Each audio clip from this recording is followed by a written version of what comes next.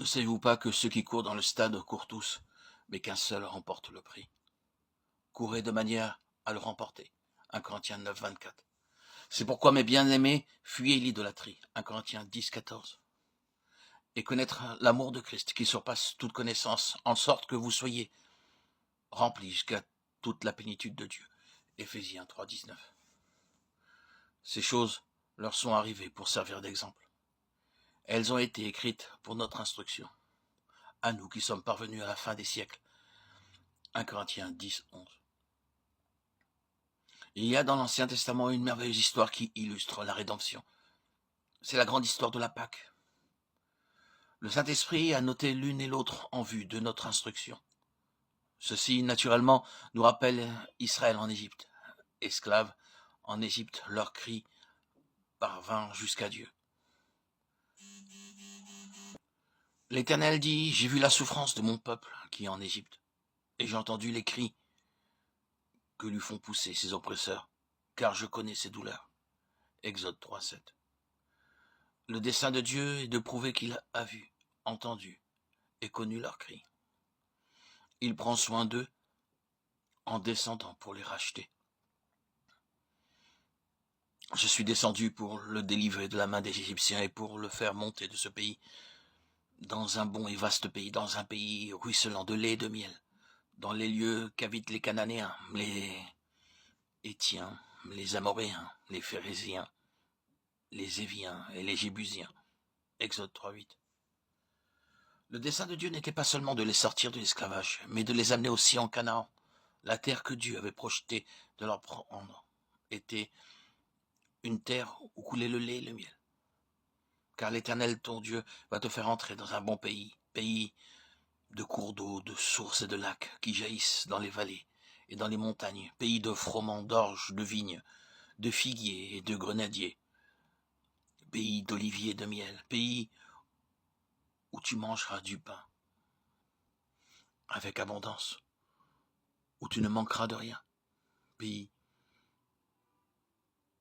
dont les pierres sont du fer et des montagnes duquel tu tailleras les reins. Deutéronome 8, 7, 9. Ces versets détaillent les aspects physiques importants de ce pays pour montrer ses richesses en ressources naturelles. Les enfants d'Israël furent délivrés de l'esclavage pour entrer dans une terre de plénitude. Ceci constitue un souvenir imagé de la conduite de Dieu en notre faveur. Le pas suivant de la vie de la nation contient une note d'avertissement. 2 seulement entrèrent dans la terre de plénitude. Aujourd'hui même, une chose semblable arrive au milieu de nous. La merveilleuse providence de Dieu nous a transportés au lieu de la merveilleuse et sublime rédemption. Mais combien d'entre nous ont goûté la plénitude qui est en Dieu? La terre de Canaan ne parle pas du ciel, mais cela signifie Christ et la plénitude qui est en lui. Souvenons-nous une fois de plus que la traversée du Jourdain, atteindre le rivage de Canaan, n'est pas aller au ciel. Nous n'attendons pas à trouver Jéricho et les géants dans le ciel. Mais il est vrai qu'ils trouvèrent ceci dans la terre promise. Le Saint-Esprit de Dieu a consigné cela, l'utilisant comme une illustration de la plénitude que Dieu ordonne à son peuple de goûter maintenant.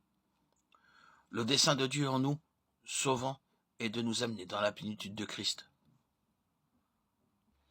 Parce que 600 000 du peuple d'Israël mirent Dieu de côté et faillirent dans l'accomplissement de son dessein. Dieu a porté sur leur vie le verdict. Ils ne furent point agréables. 1 Corinthiens 10, 5. Je m'étonne que cela soit vrai de nous. Dieu écrira-t-il sur nos vies agréables ou point agréables? L'important est non pas ce que les hommes peuvent dire de nous, mais ce que Dieu écrira sur nos vies. Lorsque nous firons un tout court sur la terre, en tant que peuple racheté, il est bon de rendre témoignage de ce que Dieu a été pour nous dans nos vies. Ce qui est encore plus significatif est ce que Dieu dit, ce que nos vies ont été pour lui. Ces 40 années d'une vie sans but dans le désert furent vécues dans la tromperie que Dieu s'était bien plu avec eux. Combien cela est vrai de nous aujourd'hui. Ils étaient incapables de comprendre à cause de la multitude des grâces de Dieu sur eux. En dépit du fait que Dieu ne s'était pas plu avec ces gens, il leur présenta chaque jour la manne, la colonne de nuit et le jour, la colonne de feu la nuit, pour les conduire. À cause de ces abondantes miséricordes qui leur étaient accordées, ils pensaient que Dieu se plaisait en leur compagnie. Quoiqu'ils avaient des anges pour se nourrir et boire au rocher, cependant ils périrent. Que de choses décevantes. Les bénédictions journalières que nous goûtons ne signifient pas nécessairement que Dieu est très heureux avec nous. Il y a une manière bien définie de vivre une vie agréable devant Dieu. Il y a un chemin bien défini pour entrer dans la plénitude de Christ. Ce sont 3 pas fondamentaux que nous avons à apprendre. Ce sont les privilèges que Dieu désire que nous goûtions les uns les autres. Lorsque cela devint réel dans la vie de la nation d'Israël, ils furent capables d'entrer dans la terre où coule le lait et le miel.